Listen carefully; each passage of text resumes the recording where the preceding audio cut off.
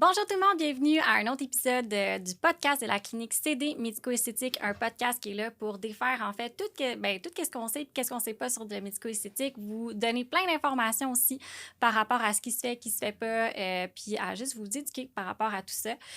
Donc aujourd'hui, mon épisode, je voulais vous parler de quelque chose que j'entends souvent et dans le fond, j'entends souvent par les clientes. Dans le fond, c'est plus nos clientes féminines que j'ai cette information-là, les fameux préjugés, les jugements en fait que les gens de votre entourage pourraient vous porter à vous ou que vous avez déjà entendu ou peut-être des peurs que vous avez par rapport aux traitements médico-esthétiques. Donc, tout ce qui inclut plus les traitements, par exemple, injectables, laser, qui va changer, entre guillemets, l'apparence de votre visage. C'est quelque chose qui, généralement, qui est un frein aussi que je vois à certaines clientes. Puis c'est quelque chose qui fait en sorte que vous n'allez pas nécessairement de l'avant quand finalement, après ça, quand vous faites le rendez-vous, vous êtes juste super contente. Fait que je me suis dit, pourquoi pas vous en parler aujourd'hui, défaire, dans le fond, tout ça que vous pouvez peut-être avoir, en fait, par rapport au médico-esthétique. Fait que je vais commencer par vous parler, en fait, des fameux préjugés que les gens peuvent avoir par rapport aux injections. C'est sûr que vous avez déjà entendu parler quelqu'un qui a dit « Ah ouais, mais elle est botoxée, elle a la face enflée, ou excusez-moi la face, mais le visage enflé, ou mettons peut-être que vous avez vu le visage de Madonna apparaître dans votre tête quand je vous ai parlé d'injectable. Mais sachez que ce n'est pas le cas. En fait, quand on connaît vraiment le produit, on se rend compte que, par exemple, le Botox, alors ça s'appelle un neuromodulateur parce que le Botox, c'est le nom commercial du produit, donc du médicament. Ce qu'il va venir faire, c'est qu'il va venir dans le fond, endormir votre muscle. Donc, il va aller le détendre. Et c'est ce qui va faire en sorte que, justement, votre muscle va être détendu. Donc, les rides au niveau du front, de la labelle, des pas de doigts. Donc, là, je me suis touché le visage pour les gens qui vont m'écouter sur Spotify, par exemple. Mais, dans le fond, c'est ce qui va aller détendre l'apparence de votre, dans le fond, de votre ride et ce qui va l'estomper. Mais une croyance, en fait, que je veux vous défaire, c'est que, par exemple, si vous êtes une personne de 50 ans et plus, ou 40 ans et plus, tout dépendamment, encore une fois, de la gravité, de la sévérité, je pourrais dire, là, de votre ride, elle ne va pas disparaître en totalité. C'est pas vrai de penser qu'après un traitement de Botox, vous n'allez plus avoir aucune ride. Ça va les estomper. Donc, vous allez quand même rester vous-même. C'est juste que votre look va être rafraîchi.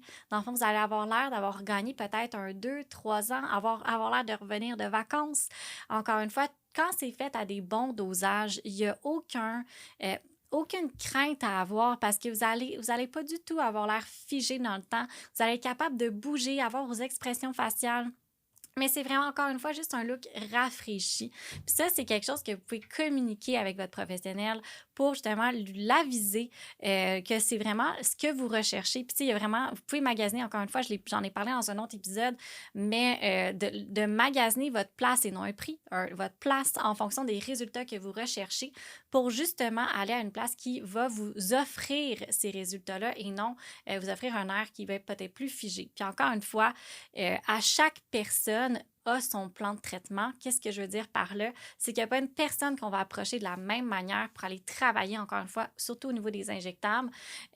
Donc, tu sais, c'est faux de penser que dès qu'on va mettre une injection au niveau de votre visage, vous allez ressembler à Madonna, par exemple, ou vous allez complètement défigurer.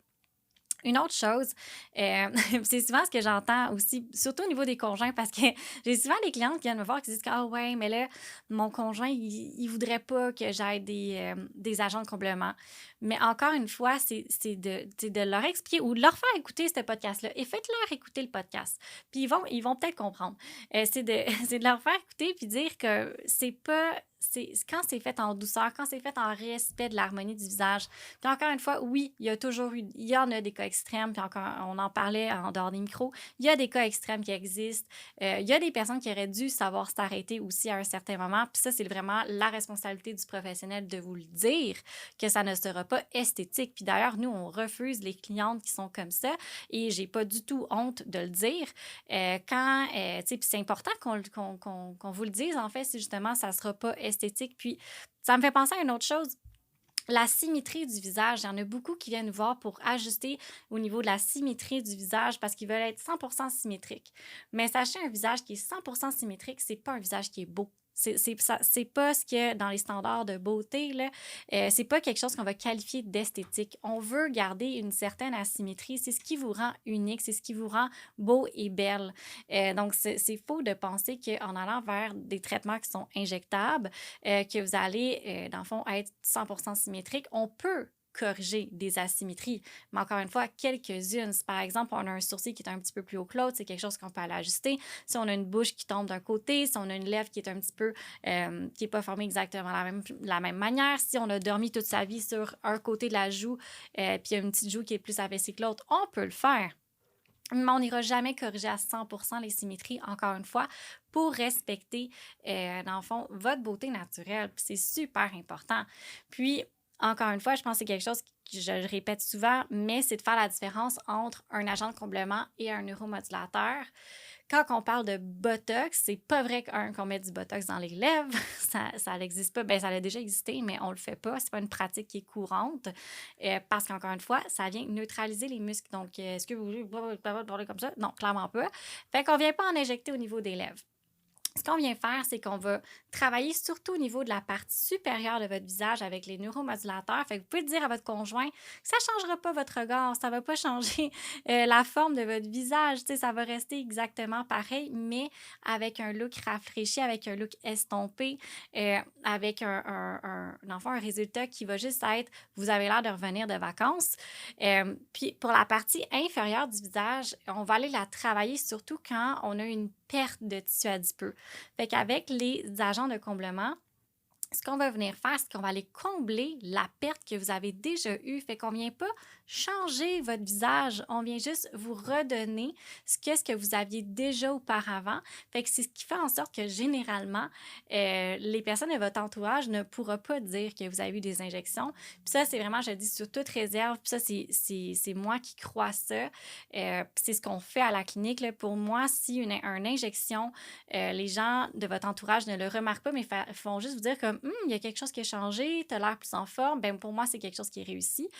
Si on le remarque, il y a eu vraiment comme un gros changement, pour nous, c'est pas quelque chose qu'on fait parce que c'est pas du tout notre expertise d'ailleurs, mais pour nous, c'est pas quelque chose qui est naturel, puis c'est pas du tout l'avenue qu'on veut prendre, mais c'est quelque chose que vous recherchez, j'ai aucun problème avec ça, vous pouvez, mais pour nous, c'est pas quelque chose qu'on fait à la clinique. Ceci étant dit, fait que pour les agents de comblement, ben, on va vraiment aller travailler la partie inférieure. Puis sincèrement, si vous n'avez pas déjà vu nos réseaux sociaux, je vous invite à aller voir pour justement voir c'est quoi que c'est un fameux rajeunissement complet du visage avec des agents de comblement. Ça fait tellement une bonne différence. Puis un rajeunissement complet au niveau du visage, c'est pas juste, dans le fond, quand on a 50 ans. Ça peut se commencer à 35, à 40. Ça va dépendre, encore une fois, de votre métabolisme, de l'apparence de votre visage. On peut juste aller déjà commencer à travailler la mâchoire pour la fameuse petite bajoue qui commence à s'installer ou des fois les joues qui peuvent être un petit peu tombantes. Encore une fois, c'est de ne jamais aller dans l'excès, puis tout est dans la quantité, puis la qualité, puis le type de produit qu'on va utiliser en fonction des régions au niveau du visage. Si on veut une approche un petit peu plus douce, c'est sûr que sans nécessairement, si on n'est pas prête mentalement à aller faire des injectables pour X, Y, Z raison. Des fois, c'est peut-être parce que vous avez peur que ça fasse mal. Des fois, c'est peut-être parce que justement, vous avez peur d'être défiguré, mais je vous assure, vous ne serez pas défiguré. En fait, si c'est la peur d'avoir mal, faites juste nous le dire. Il y a une crème anesthésiante qu'on peut vous appliquer là, au niveau des régions de votre visage qu'on va aller traiter si c'est vraiment ça la problématique. Ou juste de passer, venir voir là, en consultation, soit moi ou une autre clinique, là, pour qu'on vous dise, en fait, c'est quoi vos options. Puis, en fonction des options, on va pouvoir décortiquer un petit peu, c'est quoi vos craintes par rapport à ça, puis de vous rassurer, puis même rassurer votre entourage. Puis moi, sincèrement, si vous prenez une consultation avec moi, je vous encourage d'amener votre conjoint. Si jamais votre conjoint, il n'est pas vraiment pour, ou conjoint ou conjointe, là, qui n'est pas vraiment pour les injections, puis vous, c'est quelque chose que vous aimeriez explorer dans un avenir futur ou proche, honnêtement, faites juste la porter avec vous à votre rendez-vous parce que juste en discutant avec, on va pouvoir lui expliquer parce que souvent, ils ont peur que vous changiez parce qu'ils vous trouvent belle ou beau, vous trouvent belle ou beau, puis ils ont tellement peur que vous ne ressembliez plus à la personne qu'ils sont tombés en amour avec que finalement, ils essaient de mettre un frein dans le fond, à vous aller chercher le traitement. Quand au final, ben vous allez juste vous sentir mieux, vous allez vous sentir belle. Je parle au féminin, mais ça vaut autant pour un homme. Que vous sentir bien, sentir belle. Puis ça, veut pas, ça impacte toutes les sphères de votre vie. Dans toutes les sphères de votre vie, si vous vous sentez bien, sentir belle, que vous allez être en confiance, mais ça va se dégager, puis ça va se dégager même jusque dans votre couple aussi. Mais c'est pas le sujet d'aujourd'hui. Mais en tout cas, c'est juste de prendre le réflexe, si jamais c'est quelque chose qui vous intéresse, de l'amener avec vous à votre rendez-vous. Puis, moi, ça me fait juste plaisir de lui expliquer, puis lui montrer aussi, puis d'y montrer c'est quoi, en fait, parce que eux qui vont me voir en vidéo, peut-être que vous me jugez en ce moment, mais j'en ai partout. J'ai des injections partout dans le visage et il n'y a personne de mon entourage qui a pu détecter, à moins que je leur ai dit que j'en ai eu. Puis même des personnes qui me connaissent depuis 10 ans, même mes parents, ma famille, bref, les gens n'ont pas remarqué. Ils ont juste fait comme, ah, voyons, tu parais donc bien pour tes 30 ans. Je suis comme, ben oui, ça paraît bien. Mais c'est parce que c'est juste, encore une fois, tout est dans la technique, tout est dans la quantité, tout est dans le respect de l'harmonie de votre visage. Puis c'est la même chose pour les lasers aussi, c'est juste que ça change un peu moins.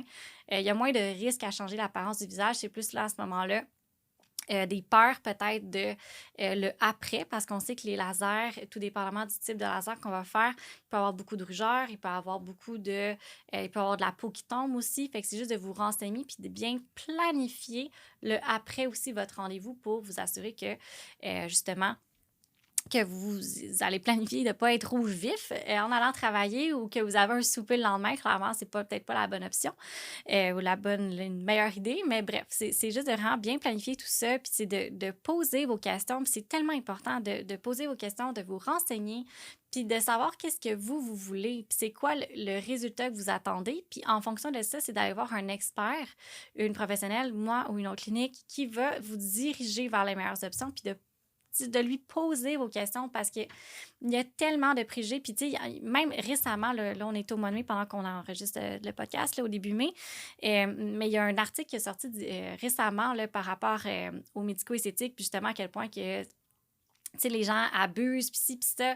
Il y a tellement de mauvaise presse qui s'est faite par rapport à ce monde-là. Je trouve ça tellement dommage parce que je crois foncièrement que oui, c'est sûr qu'il y a une partie d'acceptance qu'on doit faire. On va tous vieillir comme c'est un phénomène qui est inévitable.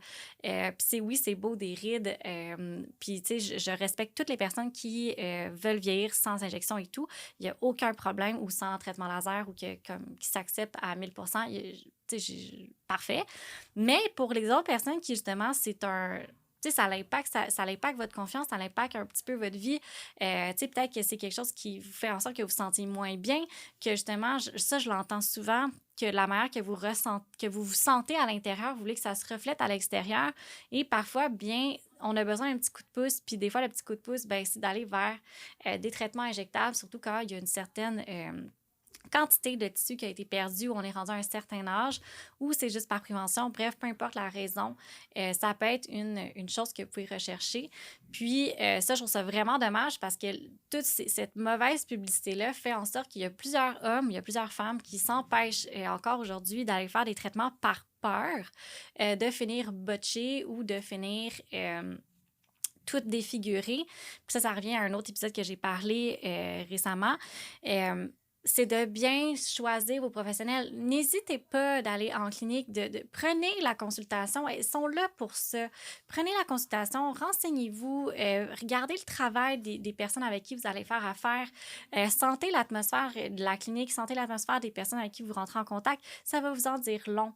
Puis, encore une fois, je vous encourage fortement d'apporter votre conjoint ou du moins de l'appeler pendant la séance pour qu'on puisse discuter avec lui ou votre conjointe, encore une fois, ou la personne qui vous pensez qui va vous juger ou qui a des préjugés par rapport à ça pour justement qu'on puisse lui expliquer.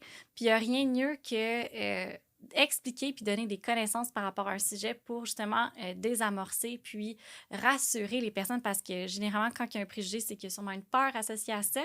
Puis la peur, c'est pas nécessairement que c'est pas nécessairement qu'il veut pas que vous le fassiez, c'est juste qu'il a peur que vous soyez défiguré puis vous soyez plus la personne qui est tombée en amour avec. Donc, Là, encore une fois, j'ai parlé au masculin, mais ça peut être autant pour une femme qu'un homme.